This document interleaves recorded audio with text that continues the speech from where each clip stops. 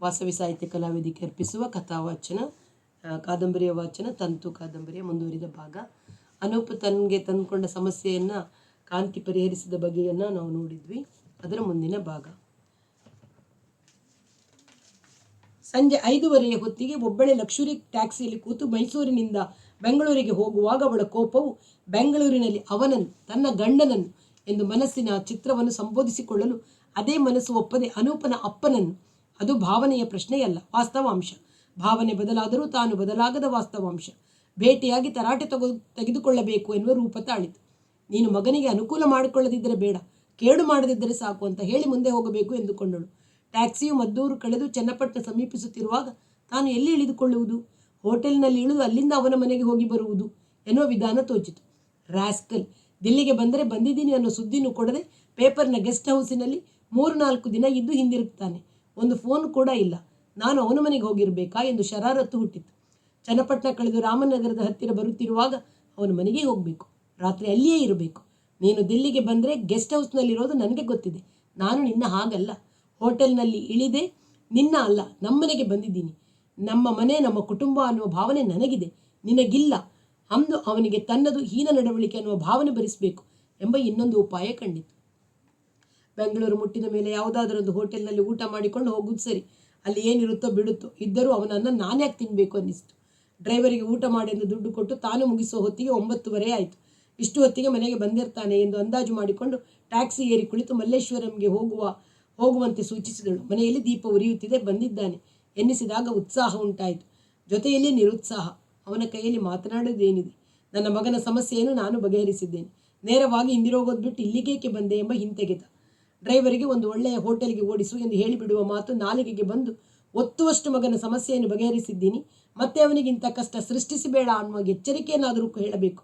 ನಾನಲ್ಲದೆ ಮತ್ತೆ ಯಾರು ಹೇಳೋದು ಎಂಬ ಸಮರ್ಥನೆ ತಂದುಕೊಂಡು ಟ್ಯಾಕ್ಸಿಯಿಂದ ಇಳಿದು ಹೋಗಿ ಕರಗಂಟೆ ಒತ್ತಿ ಮುಖದಲ್ಲಿ ಧೈರ್ಯ ಧಾರ್ಷ್ಟ್ಯಗಳನ್ನು ತಂದುಕೊಂಡು ನಿಂತಳು. ಬಾಗಿಲು ತೆಗೆದ ಅವನಿಗೆ ಆಶ್ಚರ್ಯ, ಗಲಿಬಿಲಿ, ಕಸಿವಿಸಿ. Sorry for troubling you, suitcase ಟ್ಯಾಕ್ಸಿನಲ್ಲಿದೆ ಎಂದಳು. ಅವನಿಂದ ಉತ್ತರವೇ ಇಲ್ಲ.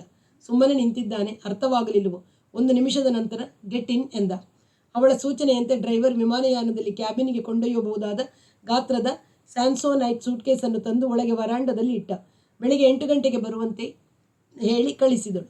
ತನ್ನ ಹೈ ಹೀಲ್ ಪಂಪ್ ಶೂಸನ್ನು ಚಪ್ಪಲಿ ಬಿಡುವ ಜಾಗದಲ್ಲಿ ಇಟ್ಟು ಸೂಟ್ ಕೇಸನ್ನು ಕೈಲಿ ಹಿಡಿದು ಒಳಗೆ ನಡೆದು ಮುಂದೆ ಇಟ್ಟು ಸೋಫಾದ ಮುಂದೆ ಕುಳಿತಳು. ಅದೇ ಸೋಫಾ, ಹಳೆಯದಾಗಿದೆ, ಕವರ್ ಬದಲಾಯಿಸಿಲ್ಲ, ಒಗೆದಿಲ್ಲ, ಕೊಳೆಯದಾಗಿದೆ, ಧೂಳಿಲ್ಲ. ಅವನು ಅವಳನ್ನು ಅಲ್ಲಿ ಕೂರಿಸಿ ಅಡಿಗೆ ಮನೆಗೆ ಓಡಿ ಹೋದ. ಯಾವುದೋ ನೀರು ಹೋಗುವುದನ್ನು ನಿಲ್ಲಿಸಲೆಂಬಂತೆ. ಸಿ ರವಿ, ನಂದು ಊಟ ಆಗಿದೆ, ಡೋಂಟ್ ಬಾದರ್ ಪ್ಲೀಸ್ ಎಂದು ಕುಳಿತಲ್ಲಿಯೇ ಗಟ್ಟಿಯಾಗಿ ಹೇಳಿದಳು. ಮೊಟ್ಟ ಮೊದಲ ಧಿಕ್ಕಾರ ತೋರಿಸುತ್ತಾ ಅವನು ಉತ್ತರಿಸಲಿಲ್ಲ. ಅವಳಿಗೆ ಕೋಪ ಬಂತು. 1 ನಿಮಿಷದ ನಂತರ ಅವನ ಅಡಿಗೆ ಮನೆಯಿಂದಲೇ ಶ್ಯೂರ್ ಎಂದ. ಅವಳು ಶ್ಯೂರ್ ಎಂದಳು, ಮಾರ್ದನಿಯಷ್ಟು ತಕ್ಷಣ. ನಂತರ ಅವನಲ್ಲೇ ಉಳಿದ. ತಟ್ಟೆ ಬಟ್ಟಲುಗಳ ಸದ್ದು. ಒಬ್ಬ ಅಡಿಗೆಯವನು ಬೆಳಿಗ್ಗೆ ಬಂದು ಅಡಿಗೆ ಮಾಡಿಡುತ್ತಾನೆ.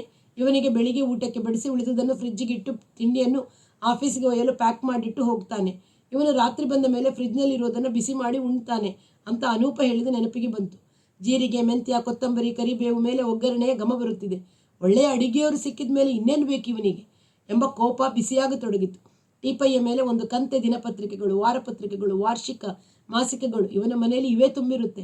ಎಲ್ಲವುಗಳ ಮೇಲೆ ಕಣ್ಣಾಡಿಸುತ್ತಾನೆ ಎಂಬ ನೆನಪು ಬಂತು. ಮನಸ್ಸಿನ ಕ್ಷೋಭೆಯನ್ನು ತಪ್ಪಿಸಲು ಬಾಗಿ ದಿನಪತ್ರಿಕೆಯ ಕಂತೆ ತೆಗೆದು ಒಂದನ್ನು ಬಿಚ್ಚಿ ಓದತೊಡಗಿದಳು. ಶಬ್ದದಿಂದಲೇ ಗೊತ್ತಾಯಿತು ಅವನ ಊಟವಾಯಿತು. ಅಲ್ಲಿಂದ ತನ್ನ ಮಲಗುವ ಕೋಣೆಗೆ ಹೋದ. ಅಲ್ಲಿಂದ ಬಂದ. ಅವಳು ಕಿರುಗಣ್ಣಿನಿಂದ ನೋಡಿದಳು. ಅವನ ಕೈಯಲ್ಲಿ ಧೋಬಿಯಿಂದ ಬಂದ 2 ಬೆಡ್ಶೀಟ್ಗಳಿವೆ, ಒಂದು ದಿಂಬಿನ ಕವರ್. ಹಾಲಿನ ಬಲಬದಿಗೆ ಇರುವ ಅನೂಪ್ ಮಲಗುತ್ತಿದ್ದ ಬೆಡ್ರೂಮಿಗೆ ಹೋದ. ಬೆಡ್ಶೀಟ್ಗಳನ್ನು ಮಂಚದ ಮೇಲಿಟ್ಟ ಸಪ್ಪಳ ಕೇಳಿತು. ಅಲ್ಲಿಂದ ಹಿಂದಿರುಗಿ ಬಂದು ಇಂಗ್ಲಿಷ್ನಲ್ಲಿ ಹೇಳಿದ, you seem to be tired, you may rest. ತನ್ನನ್ನು ಬೇರೆ ಕೋಣೆಯಲ್ಲಿ ಮಲಗಿಸ್ತಾನೆ. ಊಟ ಮಾಡುವಾಗ ಮೌನವಾಗಿ ಇದರ ವಿಧಾನವನ್ನು ಯೋಚಿಸುತ್ತಿದ್ದ ಎಂದು ಅವಳು ಅರ್ಥ ಮಾಡಿಕೊಂಡು ತಕ್ಷಣ ಹೇಳಿದಳು, I want to talk to you. ತುಂಬ ಮುಖ್ಯವಾದ ವಿಷಯ ಮಾತಾಡೋಕ್ಕೆ ಅಂತ ಬಂದಿದ್ದೀನಿ. ನನಗೆ ಆಯಾಸವಾಗಿದೆ ಅನ್ನೋದನ್ನು ಗಮನಿಸಿದ್ದಕ್ಕೆ ಥ್ಯಾಂಕ್ಸ್. ರೆಸ್ಟ್ ಬೇಕಾಗಿದ್ದರೆ ಒಂದು 5 ಸ್ಟಾರ್ ಹೋಟೆಲ್ನಲ್ಲಿ ರೂಮ್ ತಗೊಂಡಿರ್ತಿದ್ದೆ. ಮಹತ್ವದ ವಿಷಯ ಮಾತಾಡಬೇಕು ಅಂತ ಬಂದೆ. ಅವನು ಮಾತಾಡಲಿಲ್ಲ. ಆಗಬಹುದು ಎಂಬಂತೆ ಎದುರಿನ ಒಂಟಿ ಸೋಫಾದ ಮೇಲೆ ಕುಳಿತ. ಮಾತನ್ನು ಆರಂಭಿಸುವ ಕಷ್ಟ ತನ್ನ ಮೇಲೆ ಬಿದ್ದಿದ್ದಕ್ಕೆ ಅವಳಿಗೆ ಕಸಿವಿಸಿಯಾಯಿತು. ಆದರೆ ಎಷ್ಟು ವ್ಯವಹಾರ ಮಾಡಿದ್ದೀನಿ, ಬಿಸಿನೆಸ್ನ ಎಂತೆಂಥ ಪಾರ್ಟಿಗಳ ಜೊತೆಗೆ ಮಾತಾಡಿ ವ್ಯವಹಾರ ಕುದುರಿಸಿದ್ದೀನಿ ಎಂಬ ನೆನಪಿನಿಂದ ಆತ್ಮವಿಶ್ವಾಸ ತಂದುಕೊಂಡು ಮಾತು ಆರಂಭಿಸಿದಳು. ಇವತ್ತು ಮೈಸೂರಿನಿಂದ ಬರ್ತಿದ್ದೀನಿ. ಆ ರಾಜಕಾರಣಿ ಪುಟ್ಟೇಗೌಡನ ಭೇಟಿ ಮಾಡಿ ಇನ್ನು ಮುಂದೆ ಎಂದಿಗೂ ನಮ್ಮ ಮಗನ ತಂಟೆಗೆ ಬರದ ಹಾಗೆ ಬಂದೋಬಸ್ತ್ ಮಾಡಿದ್ದೀನಿ. ನನ್ನ ಮಗನ ಕಷ್ಟ ಸುಖ ಏನಿದ್ರು ನಾನು ನೋಡ್ಕೋತೀನಿ, ನಿನಗೆ ಅದರ ಹೊರೆ ಬೇಡ. ಆದರೆ ನೀನು ಅವನಿಗೆ ತೊಂದರೆ ಮಾಡೋದು, ಸಮಸ್ಯೆ ಸೃಷ್ಟಿಸೋದು ಮಾತ್ರ ನೀನು ಮಾಡೋದಿದ್ದರೆ ಸಾಕು. ನಿನ್ನನ್ನು ಬೇಡ್ಕೋತೀನಿ, ಪ್ಲೀಸ್ ಪ್ಲೀಸ್ ನನ್ನ ಮಗನಿಗೆ ತೊಂದರೆ ಕೊಡುವಂಥ ಯಾವ ಕೆಲಸನೂ ಮಾಡಬೇಡ. ನಿನ್ನಿಂದ ನಾನು ಬೇರೆ ಏನನ್ನೂ ಇದುವರೆಗೆ ಕೇಳಿಲ್ಲ, ಮುಂದೆ ಕೇಳೋದೂ ಇಲ್ಲ. ಇದನ್ನೊಂದನ್ನೇ ಕೇಳ್ತಿರೋದು, ಬೇಕಾದರೆ ಕೈ ಜೋಡಿಸಿ ಕೇಳ್ತೀನಿ ಎಂದು ಕೈ ಮುಗಿದಳು. ಈ ತೊಂದರೆ ನನ್ನಿಂದ ಹೇಗೆ ಹುಟ್ಟಿತು? ಏನು ನೀನು ಮಾತಾಡ್ತಿರೋದು? ಅವಳು ತನ್ನ ಕೈ ಚೀಲದ ಬದಿಯ ಜಿಪ್ ಎಳೆದು ಒಂದು ದೊಡ್ಡ ಹಾಳೆ ವೃತ್ತಪತ್ರಿಕೆಯನ್ನು ಹೊರತೆಗೆದು ಅದರ ಮಡಿಕೆಯನ್ನು ಬಿಚ್ಚಿ ಎದುರಿನ ಟೀಪಾಯಿ ಮೇಲೆ ಹಾಕಿದಳು. ನಿನ್ನದೇ ಪತ್ರಿಕೆ, ನೀನೇ ಬರೆಸಿರೋದು ಅಂದರೆ ಅದೇ ನಿಜ. ಯಾವುದೋ ಗ್ರಾನೈಟ್ ಕೇಸ್ ಅಂತೆ, ಕೀಟಲೆ ಮಾಡೋದೇ ಪತ್ರಿಕೆಯವ್ರ ಕಸುಬು. ನೀನು ಕೀಟಲೆ ಮಾಡಿ ರೆವಿನ್ಯೂ ಮಂತ್ರಿಯ ದ್ವೇಷ ಕಟ್ಟಿಕೊಂಡು ಅದು ನಿನ್ನ ಕೂಡ ಮಗನ ಮೇಲೆ ತಿರುಗಿ ನಿನ್ನ ಪೇಪರ್ನ ಕೊನೆಯ ಪ್ಯಾರಾಗ್ರಾಫ್ ಓದು. ನನ್ನ ಮಗನಿಗೆ ಕೇಡು ಮಾಡಬೇಡ ಪ್ಲೀಸ್ ಎಂದು ಮತ್ತೆ ಮುಗಿದಳು. ಅವನ ಮುಖದಲ್ಲಿ ಅಸಮಾಧಾನ ಹುಟ್ಟಿತು. ಹೇಳಿದ, SP ವರ್ಗ ಮಾಡಿಸುವ ಸಂದರ್ಭದಲ್ಲಿ ಪುಟ್ಟೇಗೌಡ ಈ ಹಳೆ ತನಿಖಾ ಲೇಖನದ ವಿಷಯವನ್ನು ಯಾರೋ ಹೇಳ್ಕೊಟ್ಟಿರ್ಬೋದು, ಅದನ್ನು ಅವನು ಬಳಸಿದ್ದಾನೆ. ಆದರೆ ಅದಕ್ಕೆ ಮೊದಲು ನಡೆದ ಘಟನೆಗಳಿಗೂ ಇದಕ್ಕೂ ಸಂಬಂಧವೇ ಇಲ್ಲ. ನಿನ್ನ ಮಗ ಕಾವಲುಗಾರನ ಮಗಳ ಹತ್ತಿರ ಹೋಗಿ ಮಿಂಡಗಾರಿಕೆ ಮಾಡ್ತಿದ್ದದ್ದು ನಿಜ. ಬೇರೆ ಒಬ್ಬ ಹುಡುಗಿನ ಸಂಜೆ 7 ಗಂಟೆ ಕತ್ತಲಲ್ಲಿ ಕರ್ಕೊಂಡು ಹೋಗಿ ಉಪಯೋಗಿಸ್ತಿದ್ದದ್ದು ನಿಜ. ಕಾವಲುಗಾರನ ಮಗಳು ಬಸುರಿಯಾದ್ದರಿಂದ ಗಲಾಟೆ ಶುರುವಾಯಿತು. ಇವನ್ನೆಲ್ಲ ನಾನು ತನಿಖೆ ಮಾಡಿ ರೆಕಾರ್ಡ್ ಮಾಡಿಸಿದ್ದೀನಿ. ನನ್ನ ಕೊಲೀಗ್ ಶಾಂತಮೂರ್ತಿ, ಅವನ ಹೆಂಡತಿ ಶಶಿರೇಖಾ ಎಲ್ಲನೂ ಟೇಪ್ ಮಾಡಿದ್ದಾರೆ. ನಡೆದ ಸಂಗತಿಗಳನ್ನು ಸತ್ಯವನ್ನು ಮರೆಮಾಚಿದ ಲೇಖನ ಬರೆಯೋಕೆ ಅಂತ ತನಿಖೆ ಮಾಡುವಾಗ ಅವರಿಬ್ಬರಿಗೂ ನಿನ್ನ ಮಗನ ಈ ಚಟುವಟಿಕೆಗಳು ನಿಜ ಅನ್ನೋದು ಗೊತ್ತಾಯಿತು. ಸತ್ಯವನ್ನು ಮುಚ್ಚದೆ ಬರಿ ಅಂತ ಅವನಿಗೆ ನಾನು ಮೊದಲೇ ಹೇಳಿದ್ದೆ. ವಿಷಯ ನನ್ನ ಮಗನಿಗೆ ಸಂಬಂಧಿಸಿದ್ದರಿಂದ ಟೈಪ್ ಪ್ರತಿಯನ್ನು ನಾನು ಓದೋಲ್ಲ ಅಂತ ಹೇಳಿದ್ದೆ. ಪ್ರೂಫ್ ಹಂತದಲ್ಲಿ ಕೂಡ ನಾನು ಬೇಕಂತಲೇ ನೋಡಲಿಲ್ಲ. ಅದು ಯಾವತ್ತೂ ಅಚ್ಚಾಗುತ್ತದೆ ಅನ್ನೋದು ನನಗೆ ಗೊತ್ತಿರಲಿಲ್ಲ. ಅದನ್ನು ನನಗೆ ಮೊದಲು ತಿಳಿಸಿಕೊಡೋದು ಅಂತ ಕೂಡ ಹೇಳಿದ್ದೆ. ಈ ಲಕ್ಷ ಓದುಗರು ಓದುವ ಹಾಗೆ ನಾನು ಬೆಳಿಗ್ಗೆ ಎದ್ದು ಪತ್ರಿಕೆ ನೋಡಿದಾಗ ಈ ಲೇಖನವಿತ್ತು, ಓದಿದೆ. ಅವನು ಬರೆದಿರೋದೆಲ್ಲ ಸತ್ಯ, ಆದರೆ ಅನೂಪನ ಸತ್ಯವನ್ನು ಮುಚ್ಚಿಟ್ಟಿದ್ದಾನೆ. ತಕ್ಷಣ ಅವನ ಮನೆಗೆ ಫೋನ್ ಮಾಡಿ ಬೈದೆ. ನಿನ್ನ ಯಜಮಾನನ ಮಗನಿಗೆ ಸಂಬಂಧಿಸಿದುವಂಥ ಸತ್ಯವನ್ನು ಮುಚ್ಚಿ ಹಾಕಿದೆಯಲ್ಲ, ನಿಂದು ಎಂತಹ ಪತ್ರಿಕಾ ಧರ್ಮ! ಇದರಿಂದ ನಿನಗಾಗಲಿ ನನಗಾಗಲಿ ಪತ್ರಿಕೆಗಾಗಲಿ ಗೌರವ ಬರಲಿಲ್ಲ. ಇವತ್ತು ನನಗೆ ನಿನ್ನ ಮೇಲಿದ್ದ ಗೌರವ ಹೋಯಿತು ಅಂತ ಬ್ಯಾಂಗ್ ಮಾಡಿದೆ. ಬೇಕಾದರೆ ಅವನ ನಂಬರ್ ಕೊಡ್ತೀನಿ, ಈಗಲೇ ಫೋನ್ ಮಾಡಿ ಕೇಳು. ನಿನಗೆ ಅದರ ಟೇಪ್ ಕೊಡ್ತೀನಿ, ಕೇಳು ಎಂದು ಎದ್ದು ತನ್ನ ಕೋಣೆಗೆ ಹೋಗಿ 2 ಟೇಪ್ಗಳನ್ನು ಮತ್ತು ಟೇಪ್ ಪ್ಲೇಯರನ್ನು ತಂದು ಟಿಪಾಯಿ ಮೇಲೆ ಇಟ್ಟು ಅವಳಿಟ್ಟಿದ್ದ ಪತ್ರಿಕೆಯ ಹಾಳೆಯ ಮೇಲಿಟ್ಟು, ಟೇಪ್ ಕೇಳುವಾಗ ನಿನಗೆ ಅರ್ಥವಾಗಬೇಕು. ಅವನ ಹತ್ತಿರ ಇರೋ ಮೋಟಾರ್ ಬೈಕ್ ಇದೆಯಲ್ಲ, ಬುಲೆಟ್, ಇವನ ಲೈಂಗಿಕ ಆಟ ಸಾಹಸಗಳಲ್ಲಿ ಅದರದ್ದು ಪ್ರಧಾನ ಪಾತ್ರ. ಮೋಟಾರ್ ಬೈಕ್ ತೆಕ್ಕೊಡಿ ಅಂತ ಮೊದಲು ನನ್ನನ್ನು ಕೇಳ್ದ. ನಾನು ಬೇಡ ಅಂದೆ. ಆಮೇಲೆ ನೀನು ತೆಕ್ಕೊಟ್ಟೆ. ಅವನಿಗೆ ಎಷ್ಟು ಬೇಕೋ ಅಷ್ಟು ದುಡ್ಡನ್ನು ಮಾತ್ರ ನಾನು ಕೊಡ್ತೀನಿ. ಅದರ ಮೇಲೆ ಲೆಕ್ಕವಿಲ್ಲದಷ್ಟು ನೀನು ಕೊಡ್ತಿದ್ದೀಯಾ. ನೀನು ಕೊಡದೆ ಅವನಿಷ್ಟೆಲ್ಲ ಆಟ ಆಡೋಕ್ಕೆ ಎಲ್ಲಿಂದ ಬರಬೇಕು? ವಿದ್ಯಾರ್ಥಿ ಬ್ರಹ್ಮಚರ್ಯ ಆಶ್ರಮದಲ್ಲಿ ಇಲ್ಲದಿದ್ದರೆ ಹಾಳಾಗ್ತಾನೆ ಅನ್ನೋದು ನನ್ನ ನಂಬಿಕೆ. ಆದ್ದರಿಂದ ನಾನು ಅವನ ವಿದ್ಯಾಶಾಲೆಗೆ ಸೇರಿಸಿದೆ. ಆ ಕೋಪದಿಂದಲೇ ನೀನು ಸಂಸಾರ ಬಿಟ್ಟು ದಿಲ್ಲಿಗೆ ಹೋದೆ. ಅದು ನಿನ್ನಿಷ್ಟ, ನಿನ್ನ ಸ್ವಾತಂತ್ರ್ಯ. ಯಾಕೆ ಹೋದೆ ಅಂತ ನಾನು ಒಂದು ದಿನವೂ ಕೇಳಲಿಲ್ಲ, ಮುಂದೆಯೂ ಕೇಳೋಲ್ಲ. ಕೇಳುವ ಅಧಿಕಾರವೂ ನನಗಿಲ್ಲ ಅಂತ ಒಪ್ಕೊಂಡಿದ್ದೀನಿ. ಆದರೆ ಮಗನನ್ನು ಹಾಳು ಮಾಡಬೇಡ ಅಂತ ನಿನ್ನನ್ನು ಕೇಳ್ಕೊತಿದ್ದೀನಿ, ಪ್ಲೀಸ್ ಪ್ಲೀಸ್ ಎಂದು ಅವಳು ಮಾತಾಡಿದಂತೆ ಅವನು ಕೈ ಮುಗಿದ. ಅವಳಿಗೆ ಬಾಯಿ ಕಟ್ಟಿದಂತಾಯಿತು.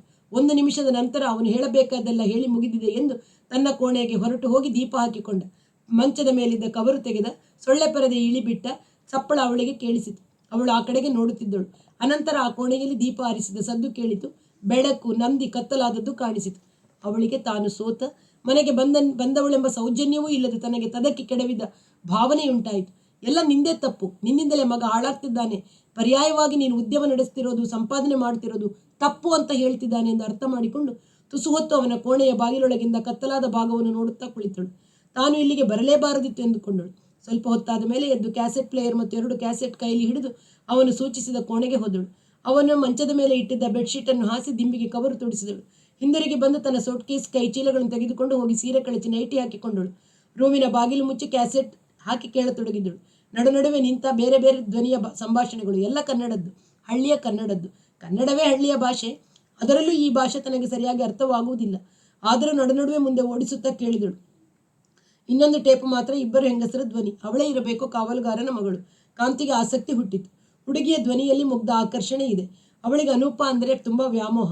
ಎಲ್ಲ ಬಿಟ್ಟು ಇವನು ಇಂಥ ಹುಡುಗಿ ಆಕರ್ಷಣೆಗೆ ಬಿದ್ದನೆ. ಕಾಂತಿಗೆ ಕೋಪ ಬಂತು. ಓಡಾಡಿದರೆ ಸರಿಸಮಾನರ ಜೊತೆ ಓಡಿಯಾಡಬೇಕು. ಅವಳು ಬಸುರಿಯಾಗಿದ್ದಾಳಂತೆ. ಹುಣಸೂರು ಡಾಕ್ಟ್ರು 200 ರೂಪಾಯಿ ಕೇಳಿದ್ರಂತೆ. ಬಸುರಾಗಿ ಇರೋದು ಬುಲೆಟ್ ಬೈಕಿನ ಸಹಕಾರಗಲ್ವಂತೆ. ಇವನ ಹೆಸರು ಅವನಿಗೆ ಗೊತ್ತೇ ಇಲ್ಲ. ಈ ಕಳ್ಳ ಅದನ್ನು ಹೇಳಲಿಲ್ಲ. ಒಂದೊಂದು ಸಲ ಅವಳಿಗೆ 40, ಅವನ ಅಪ್ಪನಿಗೆ 10. ಹಡ್ಸನ್ ಕ್ಲಬ್ಬಿನಲ್ಲಿ ಒಂದು ಸಲ ಪೀಟ್ಸಾ ತಿಂದರೆ ಆಗುವ ಬಿಲ್ಲಿನ ಕಾಲು ಭಾಗ. So cheap. ಇವನು ಇಂಥ ಚೀಪ್ ಹುಡುಗಿಯರ ಹತ್ತಿರಕ್ಕೆ ಅವಳಿಗೆ ಬೇಸರವಾಯಿತು. ಆ ಸಂಭಾಷಣೆ ವಿವರವನ್ನು ವಿವರಗಳನ್ನು ಯಾರು ಈ ಸಂದರ್ಶನ ಮಾಡಿದವರು, ಇವನ ಆಫೀಸ್ನವರೇ ಇರಬೇಕು. ಕೇಳುತ್ತಾ ಕಾಂತಿಯ ಮನಸ್ಸು ಹೇಮಂತನನ್ನು ನೆನೆಸಿಕೊಳ್ಳತೊಡಗಿತು. ಕೊನೆಗೆ ತಲೆಕೆಟ್ಟು ದೂರವಾದ. ಆದರೆ ಅದಕ್ಕೆ ಮೊದಲು ಒಂದೊಂದು ಸಲ ಕೂಡುವಾಗ ಎಷ್ಟು ಸಶಕ್ತ ಸದೃಢ ತನ್ಮಯತೆ. ಎಷ್ಟು ದಿನವಾಯಿತು ಅವನು ತಲೆಕೆಟ್ಟು ದೂರವಾಗಿ. ತಾನು ಗಂಡಸಿನ ಬಿಗಿ ತೋಳಿನ ನೋವಿನಿಂದ ಬಳಲಿ. ಹೇಮಂತ ಇವನ ಪ್ರಭಾವದಿಂದಲೇ ದೂರವಾದ. ಸ್ನೇಹಿತನೆಂದರೆ ಅಣ್ಣನಂತೆ, ಅಣ್ಣನ ಅತ್ತಿಗೆಯಂತೆ, ಭಾಬಿ ಅಂದರೆ ತಾಯಿಯಂತೆ. ಅಣ್ಣ ಸತ್ತರೆ ಅತ್ತಿಗೆಯ ಚದ್ದರ್ ಡಾಲ್ನ ಮಾಡಿ ಗಂಡನಾಗಿ ನಡೆದಿದ್ದು ಮಕ್ಕಳು ಹುಟ್ಟಿಸಿ ಸಂಸಾರ ಮಾಡೋದಿಲ್ವೇ ಪಂಜಾಬಿಗಳಲ್ಲಿ? ಯಾರಿಗೂ ಇಲ್ಲದ ಮೂಢನಂಬಿಕೆ ಹೇಮಂತನಿಗೆ ಎಲ್ಲಿಂದ ಹುಟ್ಟಿತು ಎಂದು ಮನಸ್ಸು ಸಿಡಿಮಿಡಿಗೊಂಡಿತು. ಇವನ ಪ್ರಭಾವ ಅವನನ್ನು ದೂರ ಮಾಡಿತು. ಆದರೆ ಇವನು ಮಾತ್ರ ಹತ್ತಿರ ಬರುವುದಿಲ್ಲ.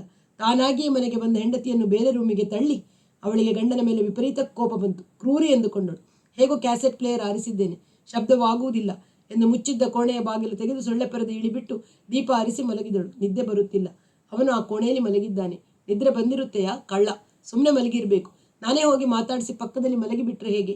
ರವಿ, ಕೋಪ ಈ ಮಟ್ಟಕ್ಕೆ ಹೋಗಬಾರ್ದು. ನಾನಿನ್ನ ಹೆಂಡ್ತಿ, ನೀನು ನನ್ನ ಗಂಡ ಅಂತ ರಮಿಸುವ ಮಾತಾಡಿ ಅಪ್ಪಿಕೊಂಡರೆ ಎಂಬ ಉಪಾಯ ಹೊಳೆಯಿತು. ಯಾಕೋ ತನಗೆ ಹಿಂದೆ ಎಂದು ಕಾಣಿಸಿರದ ಬಯಕೆ ಕಾಡಿಸುತ್ತಿದೆ ಎಂಬ ಅರಿವಾಯಿತು. ಮಲಗಿದ್ದವಳು ಎದ್ದು ಕುಳಿತಳು. ಆದರೆ ಹಿಂದಿನ ಸಲ ತಾನು ರಮಿಸಿ ಪ್ರಚೋದಿಸಿದರೂ ಸ್ಪಂದಿಸದೆ ಅವನು ತನ್ನನ್ನು ಅವಮಾನಪಡಿಸಿದ ನೆನಪಾಗಿ ಶರೀರವು ಅಷ್ಟಕ್ಕೆ ಸ್ಥಗಿತವಾಯಿತು.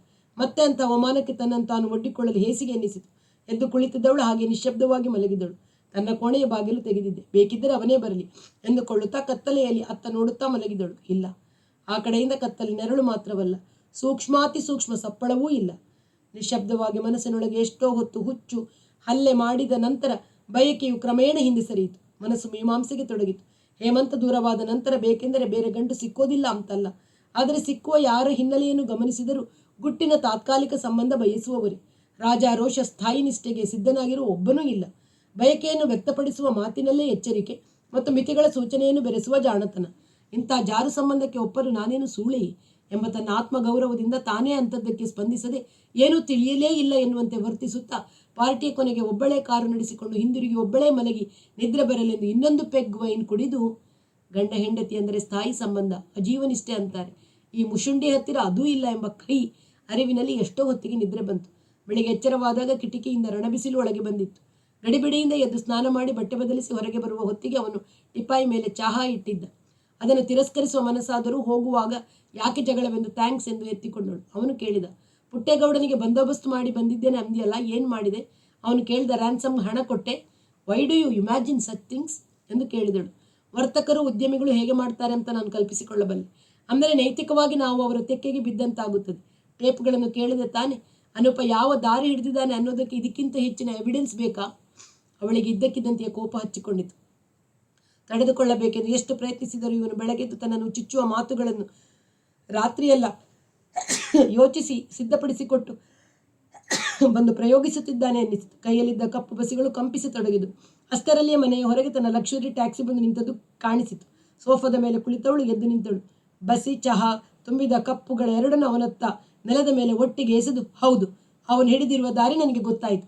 ನನ್ನ ಮಗ ಗಂಡು ಹುಡುಗ, ನಿನ್ನ ಹಾಗೆ ಷಂಡನಲ್ಲ ಎಂದು ಧ್ವನಿ ಏರಿಸಿ ಚಕಚಕನೆ ರೂಮಿಗೆ ಹೋಗಿ ತನ್ನ ಕೈ ಚೀಲ, ಸ್ಯಾನ್ಸೋನೈಟ್ ಕೇಸುಗಳನ್ನು ಹಿಡಿದು ಅಷ್ಟೇ ಚಕಚಕನೆ ಹೆಜ್ಜೆ ಹಾಕುತ್ತಾ ಹೊರ ನಡೆದು ಟ್ಯಾಕ್ಸಿಯನ್ನು ಹತ್ತಿ ಏರ್ಪೋರ್ಟ್ ನಡೆದಳು. ಉಗ್ರವಾಗಿದ್ದ ನಾಯಿಯ ಮುಖ, ದೇಹ ವಿನ್ಯಾಸ ಮತ್ತು ಬಾಲದ ಆಕಾರ, ಎದುರು ಹಾಕಿದ ರೊಟ್ಟಿ ತುಣುಕನ್ನು ತಿನ್ನುವಾಗ ವಿಧೇಯತೆಯನ್ನು ತುಳುಕುವಂತೆ ಮಮ್ಮಿ ಕೊಟ್ಟ ಹಣವನ್ನು ಈಸಿಕೊಂಡ ನಂತರ ಪುಟ್ಟೇಗೌಡನ ಚರ್ಯೆಯಲ್ಲಿ ಬದಲಾವಣೆಯಾಯಿತೆನ್ನುವುದನ್ನು ಅರ್ಥ ಮಾಡಿಕೊಂಡನಾದರೂ ಅನೂಪ ಪುಟ್ಟೇಗೌಡನ ಸೂಚನೆ ಇಲ್ಲದೆ ಹಲ್ಲೆಕೋರರು ಬಂದು ನನಗೆ ಘಾತಿಸಿಯಾರು ಎಂಬ ಒಳಂಜಿಕೆ ಅವನಲ್ಲಿ ಇದ್ದೇ ಇತ್ತು. ಹಗಲು ಹೊತ್ತು ಹೆಚ್ಚು ಧೈರ್ಯದಿಂದ ಓಡಿಯಾಡುತ್ತಿದ್ದ. ರಾತ್ರಿ ಇನ್ನೂ ವೀರೇಶನ ಮನೆಗೆ ಹೋಗಿ ಮಲಗುತ್ತಿದ್ದ. ಆದರೆ ಮಮ್ಮಿ ಹೋದ 5ನೇ ದಿನ ಪುಟ್ಟೇಗೌಡ ಅವನನ್ನು ಹುಡುಕಿಕೊಂಡು ಹಾಸ್ಟೆಲಿಗೆ ಬಂದ. ಒಳಗೆ ಬಂದು ಮಂಚದ ಮೇಲೆ ಕೂತು ಸಿಗರೆಟ್ ಸೇದುತ್ತಾ, ಇನ್ನು ಯಾವ ನನ್ನ ಮಗನೂ ನಿಮ್ಮ ತಂಟೆ ಬರೋದಿಲ್ಲ, ಯಾವನಾದರೂ ಬಂದರೆ ನನಗೆ ಹೇಳ್ರಿ, ಚಮಡ ಸುಲಿಸ್ಬಿಡ್ತೀನಿ ಎಂಬ ಆಶ್ವಾಸನೆ ಕೊಟ್ಟ. ಅವನ ತಾಯಿಯ ಬಿಸಿನೆಸ್ ಏನು, ವ್ಯಾಪಾರ ವಹಿವಾಟು ಎಷ್ಟು, PMಗೂ ಅವರಿಗೆ ಹೆಂಗೆ ಗುರುತು ಎಂಬ ವಿವರಗಳನ್ನು ಕೇಳತೊಡಗಿದ. ಅನೂಪ ಎಚ್ಚರದಿಂದ ಕೆಲವು ಅಸ್ಪಷ್ಟ ವಿವರಗಳನ್ನು ಹೇಳಿ ಬಹುತೇಕ ತನಗೆ ಗೊತ್ತಿಲ್ಲ, ಮಮ್ಮಿ ತುಂಬ ಸ್ಟ್ರಿಕ್ಟು, ನೀನು ವಿದ್ಯಾರ್ಥಿ, ನಿನಗೇಕೆ ವ್ಯವಹಾರ ಅಂತಾರೆ, ಮೊದಲಿಂದ PM ಫ್ಯಾಮಿಲಿ ಫ್ರೆಂಡ್ ಥರ ಎಂದ ಪುಟ್ಟೇಗೌಡ ಇನ್ನೊಮ್ಮೆ ಆಶ್ವಾಸನೆ ಕೊಟ್ಟು ಹೋದ. ಅಂದಿನಿಂದ ಇವನು ರಾತ್ರಿ ತನ್ನ ಕೋಣೆಯಲ್ಲೇ ಮಲಗತೊಡಗಿದ. 8-10 ದಿನದಲ್ಲಿ ಎಲ್ಲರಿಗೂ ಮರೆತು ಹೋಯಿತು. ನಂಜೇಶಗೌಡ, ಪಂಚಲಿಂಗಪ್ಪರು ಕೂಡ ಅದನ್ನು ಮರೆತಂತೆ ನಡೆದುಕೊಳ್ಳತೊಡಗಿದರು. ಪುಟ್ಟೇಗೌಡ ಇವರಿಗೆ ಸ್ನೇಹದ ಸೂಚನೆ ಕೊಟ್ಟಿರಬಹುದು ಎಂದು ಅನೂಪ ಅರ್ಥ ಮಾಡಿಕೊಂಡ. ಆದರೆ ಅನಿತಾ ಇವನನ್ನು ಮತ್ತೆ ಮಾತನಾಡಿಸಲಿಲ್ಲ. ಕಾಲೇಜಿನ ಶಾಲೆಯಲ್ಲಿ ಎದುರಿನಲ್ಲಿ ಸಿಕ್ಕಿದರೆ ನೋಡದವಳಂತೆ, ಪರಿಚಯವಿಲ್ಲದವಳಂತೆ ಹೋಗುತ್ತಿದ್ದಳು. ಮತ್ತೊಂದು ಸಲ ಮಾತನಾಡಿಸಿ ಅವಳ ಮನಸ್ಸನ್ನು ಮೆದುಗೊಳಿಸುವ ಇಚ್ಛೆ ಅವನಿಗೆ ಆಗುತ್ತಿದ್ದರೂ ಅವಳು ಕಠಿಣಳಾಗಿಯೇ ವರ್ತಿಸಿದರೆ ತನಗಾಗುವ ಅವಮಾನವನ್ನು ಸಹಿಸುವುದು ಕಷ್ಟವೆಂದು ಎಚ್ಚರದಿಂದ ಅವನು ಆ ಇಚ್ಛೆಯನ್ನು ಅದುಮಿಟ್ಟುಕೊಳ್ಳುತ್ತಿದ್ದ. ಹೀಗೆಯೇ ಕೆಲವು ದಿನ ಹೋದ ಮೇಲೆ ಆ ಇಚ್ಛೆ ಹುಟ್ಟುವುದೇ ನಿಂತು ಹೋಯಿತು. ಈಗ ಅವನು ಬುಲೆಟ್ನಲ್ಲಿ ಹೋಗುತ್ತಾನಾದರೂ ಅದರಲ್ಲಿ ಉತ್ಸುಕತೆ ಇಲ್ಲ. ಎಷ್ಟೇ ಜೋರಾಗಿ ಹೋದರೂ ತನ್ನನ್ನು ಇತ್ತೀಚೆಗೆ ಯಾರು ಸೂಪರ್ ಸ್ಪೀಡ್ ಕಿಂಗ್ ಎಂದು ಮೆಚ್ಚುಗೆಯಿಂದ ಕರೆಯುತ್ತಿಲ್ಲ ಎನ್ನುವುದು ಅರ್ಥವಾಯಿತು. ಅದೇ ಇಲ್ಲದ ಮೇಲೆ ಹುಡುಗಿಯರು ಹತ್ತಿರ ಬರುವುದಿಲ್ಲ.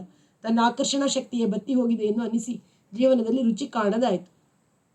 ಒಂದು ದಿನ ಇನ್ಸ್ಟ್ರುಮೆಂಟೇಷನ್ ಟೆಕ್ನಾಲಜಿ ಶಿವರಾಜ್ ಸಿಕ್ಕಿದರು. ಅವರು ಆ ವಿಭಾಗದ ಹುಡುಗರಿಗೆಲ್ಲ ಹೀರೋ ಎನ್ನುವುದು ಅನೂಪನಿಗೆ ಗೊತ್ತಿತ್ತು.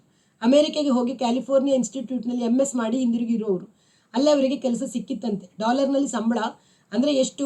ಅವರು ಎಷ್ಟು ಬ್ರಿಲಿಯಂಟ್ ಅಂದರೆ, ನೀನು ಭಾರತಕ್ಕೆ ಹಿಂದಿರುಗಲೇಬೇಡ, ಇಲ್ಲೇ ನಿನಗೆ ಕೆಲಸ ಕೊಡ್ತೀನಿ ಅಂತ ಅವರ ಪ್ರೊಫೆಸರೇ ಹೇಳಿದ್ರಂತೆ. ಆದರೆ ಅಲ್ಲಿ MS ಮಾಡಿದ ನಂತರ ಭಾರತಕ್ಕೆ ಹಿಂದಿರುಗಿ ಕನಿಷ್ಠ 3 ವರ್ಷ ಕೆಲಸ ಮಾಡಬೇಕು ಎಂದು ಇವರನ್ನು ಅಮೆರಿಕೆಗೆ ಕಳಿಸಿದ ವಿದ್ಯಾರ್ಥಿ ವೇತನದ ಒಂದು ಷರತ್ತಾಗಿತ್ತು. ಅದನ್ನು ತಿರುಚಿ ನುಸಿಯಲು ಇವರು ಪ್ರಯತ್ನಿಸಿದರಾದರೂ ವಿದ್ಯಾರ್ಥಿ ವೇತನದ ಸಂಸ್ಥೆಯು ತಾನು ಅಮೆರಿಕೆಯ ವೀಸಾ ಇಲಾಖೆಗೆ ಇದನ್ನು ಬರೆದು ತಿಳಿಸುವ ಬೆದರಿಕೆ ಹಾಕಿದ್ದರಿಂದ ಮುಂದೆ ಎಂದೆಂದಿಗೂ ತಮಗೆ ಅಮೆರಿಕೆಯ ವೀಸಾ ದೊರೆಯದಂತೆ ಹೋಗುವ ಸಂಭವವಿದೆ ಎಂದು ಭಯ ಹುಟ್ಟಿ ಹಿಂದಿರುಗಿದ್ದರು. ಈಗ 1.5 ವರ್ಷ ಕಳೆದಿದೆ. ಇನ್ನು 1.5 ವರ್ಷ ಪ್ರತಿಯೊಂದು ದಿನವನ್ನು ಎಣಿಸುತ್ತಿದ್ದಾರೆ. ತಮ್ಮ ಹಿಂದೆ ದಂಡು ಕಟ್ಟಿಕೊಳ್ಳುವ ಶಿಷ್ಯರಿಗೆ ಅಮೆರಿಕದ ವಿದ್ಯಾಭ್ಯಾಸ, ಜೀವನ, ಉದ್ಯಮ, ರಸ್ತೆ, ಕಾರು, ಸ್ವಾತಂತ್ರ್ಯ ಮೊದಲಾದವುಗಳನ್ನು ಎಷ್ಟು ವರ್ಣಿಸಿದರೂ ಅವರಿಗೆ ತೃಪ್ತಿ ಇಲ್ಲ.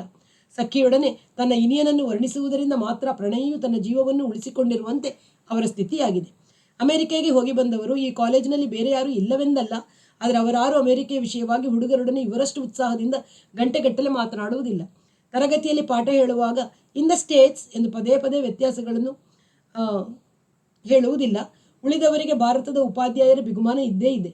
ಇವರು ಸಹಜವಾಗಿ ಹುಡುಗರೊಂದಿಗೆ ಬಾರಿಗೆ ಹೋಗುತ್ತಾರೆ, ಬೀರ್, ವೈನ್ ಅಥವಾ ವಿಸ್ಕಿ ಕುಡಿಯುತ್ತಾರೆ. ಕುಡಿಯುವುದು ತಪ್ಪಲ್ಲ, ಮಿತಿಮೀರಿ ಕುಡಿಯುವುದು ತಪ್ಪು ಎಂಬವರ ಮಾತು ಹುಡುಗರಿಗೆ ಅಪ್ಯಾಯಮಾನವಾಗುತ್ತದೆ. ಅಮೆರಿಕೆಗೆ ಹೋಗಲು ಏನು ಮಾಡಬೇಕು, ಅಲ್ಲಿಯ ವಿಶ್ವವಿದ್ಯಾನಿಲಯಗಳಲ್ಲಿ ಪ್ರವೇಶ ಹೇಗೆ ದೊರಕಿಸುವ ಬಗೆ ಎಂತು, ಓದುವಾಗಲೇ ಸಂಪಾದನೆ ಮಾಡುವುದು ಹೇಗೆ, ಓದಿದ ನಂತರ ಅಲ್ಲೇ ಕೆಲಸ ದೊರಕಿಸಿಕೊಳ್ಳುವ ಉಪಾಯವೇನು ಎಂದು ಮೊದಲಾದ ಮುಕ್ತ ಸಲಹೆಯನ್ನು ಕೊಡುತ್ತಾರೆ. ಅವರ ಉಚ್ಚಾರವೂ ಅಷ್ಟೇ. ಅಮೇರಿಕನ್ ಎಸ್ ಬದಲು ಯಾ ಅನ್ನುತ್ತಾರೆ. 28ಗೆ 28 ಅಂತಾರೆ. ರೂಪಾಯಿಗೆ ಬಕ್, ಸೆಂಟ್ರಲ್ಗೆ ಫೆಡರಲ್. ಅವರ ಸಮ್ಮುಖದಲ್ಲಿದ್ದರೆ ಹುಡುಗರಿಗೆ ಸ್ವತಃ ಅಮೆರಿಕೆಯಲ್ಲೇ ಇರುವ ಭಾವ ಉಕ್ಕಿ ಬರುತ್ತದೆ. ಒಂದು ದಿನ ಅವರೇ ಅನೂಪನನ್ನು ಗುರುತಿಸಿ ಕೈಸನ್ನೆ ಮಾಡಿ ಹತ್ತಿರ ಹೋದವನನ್ನು ಸೂಪರ್ ಸ್ಪೀಡ್ ಕಿಂಗ್ ಅನೂಪ್ ನೀವಲ್ವೇ ಎಂದರು. ಇವನಿಗೂ ಖುಷಿಯೂ ಆಯಿತು, ಸಂಕೋಚವೂ ಆಯಿತು. ಕೆಲವು ಹುಡುಗರು ಹಾಗಂತಾರೆ, ಸರ್ ನೋಡು ಅನೂಪ್, ನನ್ನ ಕೈಯಲ್ಲಿ ಮಾತನಾಡುವಾಗ ಸರ್ ಅನ್ಬೇಡ, ಅಂದರೆ ನನಗೆ ಸಿಟ್ಟು ಬರುತ್ತೆ. ಅದು ಗುಲಾಮರು ದಣಿಗಳನ್ನು ಬೋಧಿಸುವ ರೀತಿ. Call me Shiv, which is my first name. ಪಾಸ್ಪೋರ್ಟ್ನಲ್ಲಿ ರಾಜ್ ಅನ್ನೋದನ್ನು ಸರ್ನೇಮ್ ಅಂತ ಬರೆಸಿದ್ದಾರೆ. ಅಮೆರಿಕದಲ್ಲಿ ನನ್ನ ಪ್ರೊಫೆಸರ್ನ ನಾನು ಜಾನ್ ಅಂತಿದ್ದೆ, ಮಿಸ್ಟರ್ ವೈಟ್ ಅಂತ ಯಾವತ್ತೂ ಅನ್ನಲಿಲ್ಲ. ಇನ್ಸ್ಟ್ರುಮೆಂಟೇಷನ್ನಲ್ಲಿ ವರ್ಲ್ಡ್ ಅಥಾರಿಟಿ, ಕನ್ಸಲ್ಟೇಷನ್ನಲ್ಲೇ ವರ್ಷಕ್ಕೆ $1 ಮಿಲಿಯನ್ ಗಳಿಸುವ ಧೀರ. ಆದರೆ ವಿದ್ಯಾರ್ಥಿಗಳು ತನ್ನನ್ನು ಫಸ್ಟ್ ನೇಮಿಂದಲೇ ಕರಿಬೇಕು ಅಂತಿದ್ದ. ನನ್ನಂಥ ಇಂಡಿಯನ್ ಹುಡುಗರು ಮರೆತು ಸರ್ ಅಂದ್ಬಿಟ್ರೆ, ನೋಡಿ ನಾನೇನು ಬ್ರಿಟಿಷ್ ಅರಮನೆಯಿಂದ ಸರ್ ಟೈಟಲ್ ಪಡೆದಿಲ್ಲಪ್ಪ, ನಾನು ಮುಕ್ತ ಅಮೆರಿಕದ ಪ್ರಜೆ ಅಂತಿದ್ದ. ನಾವು ಬ್ರಿಟಿಷರಿಂದ ಆಳಿಸಿಕೊಂಡೆವು ಅನ್ನೋದನ್ನು ಸೂಚಿಸುತ್ತಾ ಅಂದರು. ವಯಸ್ಸು ಇನ್ನು 30, ಮದುವೆಯಾಗಿಲ್ಲ. ಪೋಷಾಕು ಹವಾಮಾನವನ್ನು ಅನುಸರಿಸಬೇಕು ಎಂಬ ನಿಯಮವನ್ನು ಪಾಲಿಸುವ ಸಹಜ ವೇಷ. ಅನೂಪನಿಗೆ ಖುಷಿಯಾಯಿತು. 2.5 ವರ್ಷವಿದ್ದರೂ ಬೇರೆ ಯಾವ ಅಧ್ಯಾಪಕರಲ್ಲೂ ಕಂಡಿಲ್ಲದ ಸ್ನೇಹ ಸಲಿಕೆಗಳು ಕ್ಷಣದಲ್ಲಿ ಹುಟ್ಟಿಕೊಂಡವು. Come on, I will get you some tea ಎಂದು ಕ್ಯಾಂಟೀನಿಗೆ ಕರೆದೊಯ್ದರು. ಇಬ್ಬರು ಟೀ ಕುಡಿಯುವಾಗ ಕೇಳಿದರು, ಹೈಯೆಸ್ಟ್ ಎಂದರೆ ಗಂಟೆಗೆ ಎಷ್ಟು ಕಿಲೋಮೀಟರ್ ಬೇಗ ಮುಟ್ಟಿದೆಯಾ? 120. 2 ಸಲ ತಲೆ ತೂಗಿದವರು, ಈ ದೇಶಕ್ಕೆ ಅದು ಮೆಚ್ಚಲೇಬೇಕಾದ ವೇಗವೇ. ಈ ದೇಶದ ಸ್ಥಿತಿ ಹೇಗಿದೆ ಅಂದರೆ, ವೇಗವಾಗಿ ಹೋಗಬಲ್ಲ ವ್ಯಕ್ತಿಗಳಿದ್ದಾರೆ, ಆದರೆ ಅವರ ವೇಗವನ್ನು ತಡ್ಕೊಳ್ಳೋ ಎತ್ತಿನ ಗಾಡಿಯ ಮಟ್ಟಕ್ಕೆ ಇಳಿಸುವ ಅಂಶಗಳೇ ಹೆಚ್ಚು. ರಸ್ತೆಯ ಸ್ಥಿತಿ, ಅದರಲ್ಲೂ ಓಡಿ ಬರುವ ಅಡ್ಡ ಬರುವ ನಾಯಿ, ಕತ್ತೆ, ದನ, ಮನುಷ್ಯರು, ನಿಧಾನಗತಿಯ cycle, scooter, rickshaw, bus, lorry ಇವುಗಳ ಮಧ್ಯೆ ತೂರಿಕೊಂಡು ಸಾಗುವುದಷ್ಟೇ ಚಲನೆ. ಅಂದರೆ ವೇಗ ಸಾಧ್ಯವಿಲ್ಲ. ಅಮೆರಿಕದ ಎಕ್ಸ್ಪ್ರೆಸ್ ವೇ ಅಥವಾ ಫ್ರೀವೇ ಹೋಗೋಕೆ 3 ಪಟ್ಟಿ, ಬರೋಕೆ 3 ಪಟ್ಟಿ ಎಂದು ಅಲ್ಲಿಯ ರಸ್ತೆಗಳ ರೀತಿಯನ್ನು ವರ್ಣಿಸತೊಡಗಿದರು. ದಾಟು ರಸ್ತೆ ಇಲ್ಲ, ತಿರುವಿಲ್ಲ, ಅತಿ ಏರು ಇಳುವುಗಳಿಲ್ಲ. ಎದುರಿಗೆ ಬೆಟ್ಟ ಸಿಕ್ಕಿದರೆ ಕೊರೆದು ಸಾಗಿಸಿರು ಸುರಂಗ, ಸಮುದ್ರವೇ ಕೊನೆ ಅನ್ನುವ ಕಲ್ಪನೆ ಎಂಬ ವಿವರಗಳನ್ನು ಕೇಳುತ್ತಾ ಕೇಳುತ್ತಾ ಅನೂಪನ ಬಾಯಿ ಬಿಟ್ಟುಕೊಂಡಿತು. ಅಡೆತಡೆ ಇಲ್ಲದೆ 150-200 ಕಿಲೋಮೀಟರ್ ವೇಗದಲ್ಲಿ ಓಡಿಸಿಕೊಂಡೆಂಬ ಕಲ್ಪನೆಯೇ ಮನಸ್ಸಿನಲ್ಲಿ ಮುಳುಗಿತು. ಅಲ್ಲಿ ಬರೀ ಕಾರಲ್ವೇ, ಮೋಟರ್ ಬೈಕ್ ಇದೆಯಾ? ತರುಣರಿರೋ ತನಕ ಮೋಟರ್ ಬೈಕ್ ಇದ್ದೇ ಇರುತ್ತೆ. 2ನೇ ದಿನ ಅನೂಪನೇ ಅವರನ್ನು ತನ್ನ ಬುಲೆಟಿನಿಂದ ಕೂರಿಸಿಕೊಂಡು ಬ್ಯಾಂಕ್ವೆಟ್ ಹಾಲಿಗೆ ಕರೆದೊಯ್ದು ಇಬ್ಬರು ವಿರಾಮದಲ್ಲಿ ಬೀರ್ ಕುಡಿಯುವಾಗ ಅವರು ಹೇಳಿದರು, 2 ವಾರದ ಹಿಂದೆ ನಿನ್ನ ವಿರುದ್ಧ ಒಂದು ದೊಡ್ಡ ಬ್ಲ್ಯಾಕ್ ಮೇಲ್ ನಡೀತಲ್ಲ, ಏನದರ ಹಿನ್ನೆಲೆ? ಅದರಲ್ಲಿ ಹೊಟ್ಟೆಕಿಚ್ಚು ಸೇರಿಕೊಂಡಿತ್ತು ಅಂತ ನನ್ನ ಕವಿಗೆ ಬಿತ್ತು. ನಿಜವೇ? ಹೌದು. ನಮ್ಮ ದೇಶನ ಒಳಗೆ ಒತ್ತಿ ಹಿಸುಕುತ್ತಿರೋ ಮೂಲ ಕಾಯಿಲೆ ಯಾವುದು ಗೊತ್ತೇ? ಹೊಟ್ಟೆಕಿಚ್ಚು. ಹೊಟ್ಟೆಕಿಚ್ಚು ಯಾಕೆ ಅಂದರೆ, ನಿನಗೆ ಸಿಕ್ಕೋದು ನನಗೆ ಸಿಕ್ಕಲಿಲ್ವಲ್ಲ ಅಂತ. ಎಲ್ಲವೂ ಎಲ್ಲರಿಗೆ ಸಿಕ್ಕೋ ಹಾಗಿದ್ರೆ ಯಾರು ಯಾವುದಕ್ಕೂ ಮತ್ಸರ ಪಡೋ ಪ್ರಮೇಯನೇ ಇರಲ್ಲ. ಅಮೆರಿಕದಲ್ಲಿ ಸ್ನೇಹ ಅಂದರೆ ಯಾವಾಗಲೂ ವಿತ್ ದಿ ಅಪೋಸಿಟ್ ಸೆಕ್ಸ್. ಹುಡುಗ ಹುಡುಗನ ಜೊತೆ, ಹುಡುಗಿ ಹುಡುಗಿಯರ ಜೊತೆ, ಹುಡುಗಿ ಹುಡುಗಿಯ ಜೊತೆ ತಿರುಗಾಡ್ತಿದ್ರೆ ಅದು ಅಸಹಜ ಅಂತ ಭಾವಿಸ್ತಾರೆ. ಗಂಡು ಹೆಣ್ಣು ಜೊತೆಗಿರೋದೇ ಪ್ರಕೃತಿ ನಿಯಮ. ಅಲ್ಲಿ ನೀನು ಯಾವ ಹುಡುಗಿನ ಬೇಕಾದರೂ ಸಂಜೆ ನನ್ನ ಜೊತೆ ಬರ್ತೀಯ ಅಂತ ಕರಿಬೋದು. ನಿನ್ನ ಕಾರ್ನಲ್ಲಿ ಕರ್ಕೊಂಡು ಹೋಗ್ಬೋದು, ಕೈ ಹಿಡಿದು ತಿರುಗ್ಬೋದು, 2ನೇ ದಿನ ಮುತ್ತಿಡ್ಬೋದು, 3ನೇ ದಿನ ಅವಳು ಬರೋಕ್ಕೆ ಒಪ್ಪಿದ್ಲು ಅಂದರೆ ಸೆಕ್ಸ್ ಮಾಡೋಕ್ಕೆ ಒಪ್ಪಿಗೆ ಇತ್ತಳು ಅಂತ. ಅವನ ರೂಮಿಗೆ ಇವನ ರೂಮಿಗೆ ಅವ್ರು ಸಹಜವಾಗಿ ಹೋಗ್ತಾರೆ. ಸಂಜೆಯಾದ ಮೇಲೆ ಕಾರ್ನಲ್ಲಿ ಹೊರಗೆ ಹೋಗಿ ರಸ್ತೆ ಬದಿಯಲ್ಲಿ ಮರದ ಸಂದಿಯಲ್ಲಿ ಕಾರು ನಿಲ್ಲಿಸಿ ಹಿಂದಿನ ಸೀಟ್ನಲ್ಲಿ ಒಂದಾಗ್ತಾರೆ. ಪರಿಣಾಮವೇನು ಗೊತ್ತೇ? ಇಲ್ಲಿರುವಷ್ಟು ಲೈಂಗಿಕ ಹಿಂಸಾಕೃತ್ಯ ಅತ್ಯಾಚಾರ ಅಲ್ಲಿ ಇಲ್ಲ. ಯಾವ ಹುಡುಗಿಯೂ ಧೈರ್ಯವಾಗಿ ತಿರುಗಾಡ್ಬೋದು. ವಿದ್ಯಾರ್ಥಿಗಳ ಗಮನ ಪೂರ್ಣವಾಗಿ ಓದುವುದರ ಮೇಲಿರುತ್ತೆ. ಇಡೀ ದೇಶದ ಜನರ ಗಮನವೆಲ್ಲ ಕೆಲಸದ ಮೇಲಿರುತ್ತೆ. ಲೈಂಗಿಕ ಪ್ರವೃತ್ತಿ ಕಾಡತೊಡಗಿದ ತಕ್ಷಣ ಅದಕ್ಕೊಂದು ಹೊರಹೊಮ್ಮುವ ಸಹಜ ಮಾರ್ಗವಿದ್ದರೆ ಸಮಾಜ ಜೀವನ, ವ್ಯಕ್ತಿ ಜೀವನ ಶಾಂತವಾಗಿರುತ್ತೆ, ಕ್ರಿಯಾತ್ಮಕವಾಗಿರುತ್ತೆ ಅನ್ನೋ ಮೂಲಭೂತ ಸತ್ಯದ ಮೇಲೆ ಅವರ ಸಮಾಜ ನಿಂತಿದೆ. ನಮ್ಮದು ಎಲ್ಲವನ್ನೂ ಅದುಮಿಡುವ ನೀತಿಯನ್ನು ನಿರ್ಮಿಸುತ್ತಾ ಇದೆ. ಅದಕ್ಕೆ ನಾವು ಹಿಂದೆಳೆದಿರೋದು. ಇದು ಅತ್ಯಂತ ಮೂಲಭೂತ ಸತ್ಯವೆಂದು ಅನೂಪನ ಮನಸ್ಸಿಗೆ ತಟ್ಟನೆ ಹಿಡಿಯಿತು. ಇದು ಮುಕ್ತ ನಡವಳಿಕೆ ಇದ್ದಿದ್ದರೆ ನಾನೇಕೆ ಆ ಮಹಾದೇವಿ ಹತ್ರ ಹೋಗ್ತಿದ್ದೆ? ಹೋಗಿದ್ದರೂ ಅವಳು ಮಹಾಪ್ರತಿಭತೆ ಅನ್ನೋ ಸೋಗು ಹಾಕಿ ಅವನು ನನ್ನಂಥ ಗಿರಾಕಿಯಿಂದ ಪರಿಹಾರ ಕೇಳೋಕ್ಕಾಗ್ತಿರ್ಲಿಲ್ಲ. ಈ ಕಾಲೇಜಿನಲ್ಲಿ ಇಷ್ಟು ಹುಡುಗಿಯರಿದ್ದಾರೆ, ಹಾಗೆ ನೋಡಿದರೆ ಅವರ ಸಂಖ್ಯೆ ಸಾಲದು. ಸಮ ಸಂಖ್ಯೆಯಲ್ಲಿದ್ದು ಯಾರ ಜೊತೆಗೆ ಬೇಕಾದರೂ ಚಲಿಸಬಹುದು ಎಂಬಂಥ ಮುಕ್ತತೆ ಇದ್ದಿದ್ದರೆ. ಶಿವರಾಜ್ ಹೇಳ್ತಿದ್ರು, ಅಲ್ಲಿ ಹುಡುಗ ಹುಡುಗಿಯರು ಕ್ಲಾಸ್ನಲ್ಲೂ ಜೊತೆಯಾಗಿ ಕೂರ್ತಾರೆ, ಕೆಲವರು ಒಂದೇ ರೂಮ್ನಲ್ಲಿ ವಾಸಿಸ್ತಾರೆ ಅಥವಾ ರೂಮ್ ಬದಲಿಸ್ಕೊಂಡಿರ್ತಾರೆ. ಅದೆಲ್ಲ ಅವ್ರ ಇಷ್ಟ. ಆ ದೇಶದ ನಿಯಮ ಅಂದರೆ ಸೆಕ್ಸ್ ಅನ್ನೋದು ಪರಸ್ಪರ ಸಮ್ಮತಿಯುಳ್ಳ ಇಬ್ಬರು ವಯಸ್ಕರ ಖಾಸಗಿ ವಿಷಯ. ಬೇರೆಯವರು ಅದನ್ನು ಕುರಿತು ಮಾತನಾಡೋದೇ ಅಸಭ್ಯತೆ. ಮದುವೆಯಾಗದೆ ಒಬ್ಬ ಗಂಡು ಒಬ್ಬ ಹೆಣ್ಣು ಜೊತೆಯಲ್ಲಿ ವಾಸಿಸೋದ್ರಲ್ಲಿ ಯಾವ ತಪ್ಪು ಇಲ್ಲ. ಅನೂಪನ ಮನಸ್ಸು ಮೂಲಭೂತ ನಿಯಮವನ್ನು ತಿರುವಿ ಹಾಕ್ತಿತ್ತು. ದೊಡ್ಡಪ್ಪ ಹೇಳುವ ಬ್ರಹ್ಮಚರ್ಯ ಅನ್ನುವ ನಿಯಮದಲ್ಲಿ ಯಾವ ತಿರುಳಿದೆ? ಅವರು ಕೂಡ ಬ್ರಹ್ಮಚಾರಿಯಾಗಿ ಉಳಿದು ಏನು ವಿಶೇಷ ಸಾಧಿಸಿದರು? ಭಾರತದ ದೇಶ ಯಾಕೆ ಇಷ್ಟು ಅಮೆರಿಕದಷ್ಟು ಮುಂದುವರಿದಿಲ್ಲ? ಭಾರತೀಯರು ಅಮೆರಿಕದ ಪ್ರತಿಯೊಂದು ಶಾಲೆ, ಕಾಲೇಜು, ವಿಶ್ವವಿದ್ಯಾಲಯಕ್ಕೆ ಪ್ರವೇಶ ಬಯಸಿ ಹೋಗುವಂತೆ ಯಾವ ಒಬ್ಬ ಅಮೆರಿಕದವನು ಯಾಕೆ ದೊಡ್ಡಪ್ಪನ ವಿದ್ಯಾಶಾಲೆಗೆ ಬಂದು ಸೇರಿಲ್ಲ? ಆ ದಿನದಿಂದ ಅನೂಪನ ಮನಸ್ಸು ತನ್ನೊಳಗಿನ ತೊಳಲಿಕೆಗೆ ಒಂದು ಸಮಷ್ಟಿ ಮಟ್ಟದ ಪರಿಹಾರ ಕಂಡುಕೊಂಡಿತು. ಈ ದೇಶವೇ ಉಸಿರು ಕಟ್ಟಿಸುವಂಥದ್ದು. ಸ್ವಾತಂತ್ರ್ಯವೇ ಸಾಧ್ಯವಿಲ್ಲದ ದೇಶವಿದು. 2 ತಿಂಗಳಲ್ಲಿ ವೈಯಕ್ತಿಕ ಪರಿಹಾರವನ್ನು ಹಿಡಿದುಕೊಂಡಿತು. ಇನ್ನು 1.5 ವರ್ಷದಲ್ಲಿ ಓದನ್ನು ಮುಗಿಸುವ ತನಕ ಈ ದೇಶದಲ್ಲಿದ್ದರೆ ಸಾಕು. ಟೋಫೆಲ್ ಪರೀಕ್ಷೆ ಮುಗಿಸಿ ಪಾಸು ಮಾಡಿ ಮುಂದಿನ ವಿದ್ಯಾಭ್ಯಾಸಕ್ಕೆ ಅಮೆರಿಕಕ್ಕೆ ಹೋಗುವುದು ತೀರ್ಮಾನ ರೂಪುಗೊಂಡಿತು. ಟೋಫೆಲ್ ಪರೀಕ್ಷೆ ಪಾಸು ಮಾಡುವುದು ಹೇಗೆ, ಪ್ರಶ್ನೆ ಪತ್ರಿಕೆ ಯಾವ ರೀತಿ ಇರ್ತದೆ ಎಂಬುದನ್ನು ತಿಳಿಯಲು ಶಿವರಾಜ್ ಅವರನ್ನೇ ಆಶ್ರಯಿಸಿದ. ಅಷ್ಟರಲ್ಲಿ ಅವರ ಅಭಿಮಾನಿ ಗುಂಪಿನ ಪರಿಚಯವಾಗಿತ್ತು. ಅವರೆಲ್ಲ ಕನಸು ಹೊತ್ತವರೇ. ಎಷ್ಟೋ ಜನಗಳು ಹತ್ತಿರದ ಅಥವಾ ದೂರದ ಸಂಬಂಧಿಗಳು ಈಗಾಗಲೇ ಅಮೆರಿಕೆಯಲ್ಲಿದ್ದು ಇವರಿಗೆ ಮಾದರಿಯಾಗಿದ್ದರು. ಹೀಗಾಗಿ ಆ ಗುಂಪಿನ ಜೊತೆಗೆ ತನಗೆ ತಾನೇ ಇವನಿಗೆ ಬೇಕಾದ ಮಾಹಿತಿಗಳು ಲಭ್ಯವಾಗುತ್ತಿದ್ದವು. ಶಿವರಾಜ್ ಇರುವ ಇನ್ಸ್ಟ್ರುಮೆಂಟೇಷನ್ ಟೆಕ್ನಾಲಜಿ ಇಲಾಖೆ ಮುಂದುವರಿದದ್ದು. ಅಮೆರಿಕದ ಕನಸನ್ನು ಕೊಡುವ ಶಕ್ತಿಯುಳ್ಳದ್ದು. ನಾನಿರುವ ಎಲೆಕ್ಟ್ರಾನಿಕ್ಸ್ ದರಿದ್ರದ್ದು. ಇದರಲ್ಲಿರುವ ಯಾವ ಅಧ್ಯಾಪಕರು ಶಿವರಾಜರಷ್ಟು ಸ್ಫೂರ್ತಿದಾಯಕವಾಗಿಲ್ಲ. ನನ್ನ HOD ಅಂತೂ ಗೂಬೆ ಎಂದವನ ಮನಸ್ಸಿನಲ್ಲೇ ಸಿಡಿಮಿಡಿ ಗೊಟ್ಟುಕೊಳ್ಳತೊಡಗಿದ. ಮುಂದಿನ ಭಾಗವನ್ನು ಮತ್ತೆ ಕೇಳೋಣ. ಅಲ್ಲಿಯವರೆಗೆ ಎಲ್ಲರಿಗೂ ನಮಸ್ಕಾರ. ವಾಸವಿ ಸಾಹಿತ್ಯ ಕಲಾವೇದಿಕೆ ಸುಳ್ಯ.